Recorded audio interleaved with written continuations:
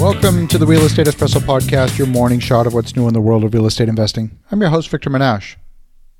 On today's show, we're talking about short-term rentals and how they can be a great investment. But first, on the Real Estate Espresso Podcast, we have AMA episodes. That is, Ask Me Anything. I'd love to answer your questions. If you have a question you think is going to be of broad interest, send it in. I'll answer it live on the air. Send your questions to victor@victorjm.com. That's victor@victorjm.com. We are back. On today's show, we're talking about how short-term rentals can be a great investment, but in many cases, they can become a degrading asset. As investors, we want to maximize the revenue for any property, and that's just good business. If you've been a long-time listener to this show, you'll know that I'm a big believer in the law of supply and demand. It's one of those fundamental rules that you ignore at your peril. Like any market, hotel room prices and short-term rental revenue comes down to supply and demand. In markets where there's nothing to constrain supply, incentive exists for more and more property owners to remove properties from long-term rental inventory and maximize revenue through higher nightly short-term rental rates. That business only works if you can achieve high enough nightly revenue and high enough occupancy. If there's no constraint on the supply, this market will become a race to the bottom like many other markets in the sharing economy.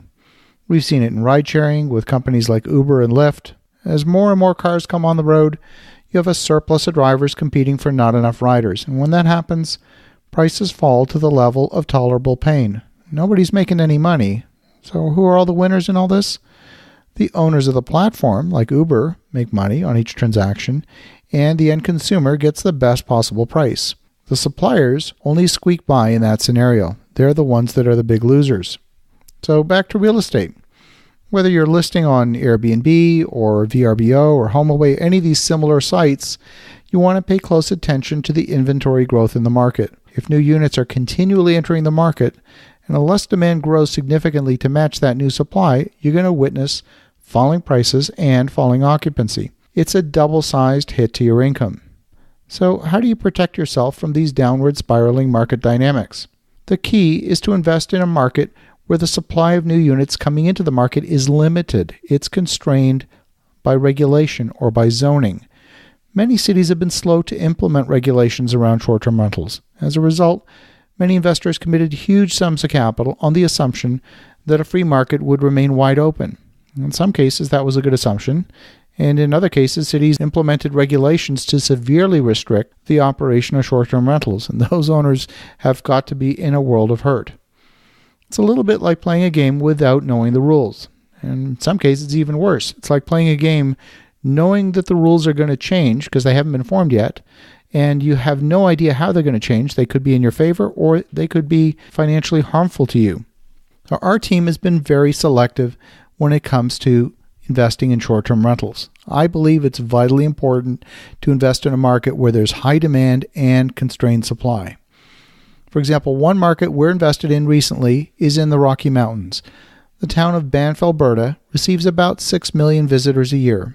That's a similar number to the Sistine Chapel in the Vatican. Banff is inside the boundaries of a national park, and as a result, they have frozen new development. In peak season, hotel rooms there are renting for $600 a night.